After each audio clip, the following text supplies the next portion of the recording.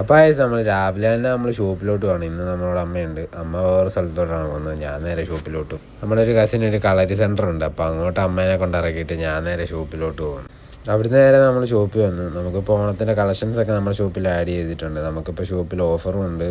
എല്ലാ ഷർട്ട്സും നമുക്ക് 599 699 ഉള്ളൂ. 699 വരുന്നില്ല, നമുക്ക് ഇമ്പോർട്ടഡ് ഷർട്ട്സാണ് വരുന്നത്. അപ്പോൾ ആർക്കെല്ലാം എന്തെങ്കിലും വേണേൽ നമ്മുടെ ഷോപ്പിൻ്റെ ഐഡി താഴെ കൊടുത്തേക്കാം. അത് DM ചെയ്ത് ഉച്ചയ്ക്ക് ആറായപ്പോൾ അമ്മ എന്നെ വിളിച്ചായിരുന്നു. അമ്മേനെ വന്ന് കൊണ്ടുവരാൻ പറഞ്ഞു. നമ്മൾ നേരെ പിന്നെ അമ്മേനെ പിക്ക് ചെയ്ത് ഷോപ്പിലോട്ട്. ഇത് നമ്മുടെ ഷോപ്പിന് തൊട്ടിപ്പുറത്തെ ഒരു ഷോപ്പാണ്. ഇവിടെ എന്തൊക്കെയോ എക്സ്ചേഞ്ച് ഓഫറൊക്കെ ഉണ്ടെന്ന് പറഞ്ഞ് അമ്മ കൂടി ഇതിൻ്റെ അകത്ത് കയറിയിട്ട് ഏതാണ്ടൊക്കെ നോക്കുന്നുണ്ടായിരുന്നു. പക്ഷെ ഒന്നും മേടിച്ചൊന്നുമില്ല. അത്യാവശ്യം വിലക്കുറവും കാര്യങ്ങളൊക്കെ ഉണ്ട്.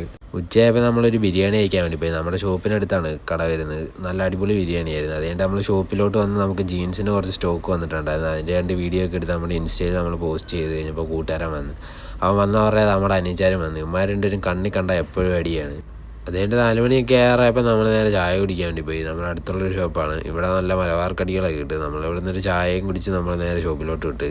പിന്നെ സമയം ഇപ്പോൾ 8:30 ആയി. പിന്നെ നമ്മൾ നേരെ ഷോപ്പ് അടച്ച് നമ്മൾ നേരെ വീട്ടിലോട്ട് പോയി. അപ്പോൾ ഇന്നത്തെ വീഡിയോ ഇത്രയൊക്കെ തന്നെ ഉള്ളൂ. Okay bye.